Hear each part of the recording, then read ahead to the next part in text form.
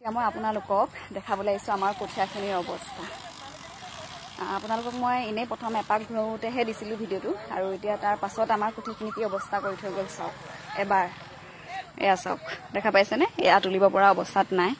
কিমান কেনেকৈ খান্দি থৈ গৈছে, কেনেকৈ কঠীয়াখিনি অৱস্থা কৰি থৈ গৈছে এবাৰ চাওক। আৰু তাৰ পাছত আপোনালোকৰ ফালৰ পৰা মন্তব্য আগবঢ়াওক। এয়া চাওক, আমিতো কোৱা নাছিলোঁ কোনোদিন মাটি এৰি নিদিওঁ বুলি, অকল আজিৰ সময়খিনি বিচাৰিছিলোঁ মই আপোনাক। এয়া চাওকচোন, এয়া চাওক, সকলোৱে জানে যে আমি খেতিৰ ওপৰত নিৰ্ভৰশীল আমাৰ পৰিয়ালটো। আৰু আজি আপোনালোকে চাই কি ক'ব আপোনালোকৰ ফালৰ পৰা একাষাৰ যদি সকলোৱে কয় তেতিয়া ভাল লাগিব শুনি। যিহেতু কালি ৰাতিয়ে আমি কঠীয়া তুলি আছিলোঁ মাক জীয়েক তিনিজনীয়ে, সকলোৱে হয়তো যিসকলে ভিডিঅ'ত চাইছে সেইসকলে দেখা পাইছে। আৰু আজি এই অৱস্থা, প্ৰথমতে এপাক ঘূৰাওঁতে আমি কৈছিলোঁ, তেতিয়া ৰখাইছিলোঁ। তাৰ পাছতে আমি ঘৰলৈ যোৱাৰ পাছত এই অৱস্থা কৰিলে কঠীয়াৰ। চাওক, ক'ব নেকি বা কওক কেইডোখৰতে। এফালে দেউতা নিষ্ঠা নাই বুলি কয়, এতিয়া খেতিয়কৰ এনেকুৱা বিলৈ হৈছে, খেতিয়কৰ এনেকুৱা বিলৈ হৈছে। আমি কোৱাৰ পিছতো এনেকুৱা কৰি পেলালে, গোটেই অৱস্থা নাইকিয়া কৰি পেলালে। আমি কৈ থৈ ঘৰলৈ গুচি গ'লো ভাত খাবলৈ, তাৰপিছত এনেকুৱা পিছত আহি পেলাই এনেকৈ ভাঙি গোটেই হাল বাই থৈ গুচি গ'ল জেচিবি লগাই পেলাই। সঁচাকৈ আচলতে কি ক'ম, মানে আপোনালোকেতো নিজে গম পাইছে। এজন খেতিয়কে সেই মুহূৰ্তখিনি গম পাব, এজন খেতিয়কেহে গম পায় এনেকুৱা অৱস্থা হ'লে কেনেকুৱা লাগে। চাওকচোন বাৰু, এনেকৈ কঠীয়া পাৰি থোৱাৰ পাছত যেতিয়া জেচিবি এখন উঠিব সেই কঠীয়াখিনি, তেতিয়া সেই খেতিয়কজনৰ কেনেকুৱা লাগিব? হিয়া উজাৰি কান্দিবলৈ মন যাব নে চিঞৰিব নে কাৰোবাক ৰখাবলৈ যাব, কি কৰিব কওকচোন সেইটো সময়ত? আৰু সেই পৰিস্থিতিৰ সন্মুখীন আজি আমি হ'লোঁ।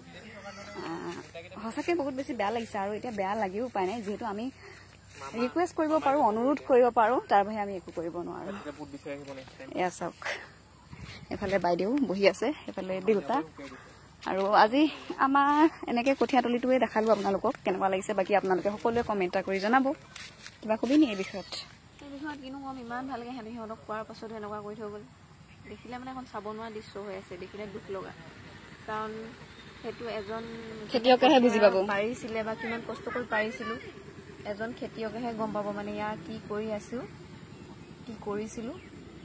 এতিয়া এয়া কৰি মানে এতিয়া বহুতে ক'ব কিয় চৰকাৰী মাটিত কৰিছিলি, সেইটো কথা মানে উত্তৰ এতিয়া আপোনালোকক ইমান সৰুকৈ দিব নোৱাৰোঁ। মানে আপোনালোকে হয়তো ফোনটোলৈ আহিব লাগিব, নহ'লে আমাক ফোন কৰিব লাগিব। এইটো এনেকৈ দিব পৰা নহয়। কিয় কৰিছিলি তো মানে উত্তৰ আমাৰ ওচৰত এতিয়া বৰ্তমান নাই। আৰু কিমান বছৰ পৰা খাই আছিলোঁ সেইটোতো ক'বলৈ গ'লেতো চাগে আমাৰ আজু ককাহঁতৰ দিনৰ আগৰ পৰাই এডোখৰ মাটি খাই থকা। আমি এইটোও কোৱা নাছিলোঁ যে আমাক মাটিডোখৰ দিয়ক, জাষ্ট আমি কৈছিলোঁ যে আমি কঠীয়াখিনি উঠাই ল'বলৈ আমাক অকণমান সময় দিয়ক। আজিয়ে উঠাম বুলি কৈছোঁ, যিহেতু আগবেলা ৰ'দৰ কাৰণে উঠাব পৰা নাছিলোঁ অলপ। আৰু কালি ৰাতিটো আমি তুলিছোঁ, কালি ৰাতিটো যিহেতু গোটেই ৰাতি কঠীয়া উঠাই আছোঁ, হাত বিষ, সেইটো কাৰণে অকণমান ৰেষ্ট লৈ পিনি কঠীয়াটো উঠাম বুলি ভাবি আছিলোঁ। যিহেতু আমি কি কয় জেৰুৱাও নিজে উতৰাই দিছিলোঁ, জেৰুৱা আঁতৰাই নিজে গৰু ছাগলী ৰখি আছিলোঁ। তাৰ পাছত এনেকুৱা অৱস্থা কৰি থৈ গ'ল। মানে সিহঁতৰ মানৱীয়তাৰ গুণটো আছেনে নাই মানে মোক সেয়াও সুধিবলৈ মন যায়। এনেকুৱা ধৰণৰ মানুহ থাকিব লাগেনে? মানে এটি কুকুৰতকৈ অধম ক'বলৈ বাকী নাই ইহঁতক। নিজৰ বিবেক বোলা বস্তুটো আচলতে নাই। এয়া দেখিছেনে? আপোনালোকে নিজে কওক কেনেকুৱা লাগিছে এইখিনিক দেখি। আৰু মই এতিয়া বৰ বেছি নকওঁ, আপোনালোকলৈ আগবঢ়ালোঁ। মই এতিয়া ভিডিঅ'টো ইমানখিনিতে সামৰি দিওঁ। আপোনালোকে চাই কেনেকুৱা পালে সকলোৱে কমেণ্ট এটা কৰি জনাব।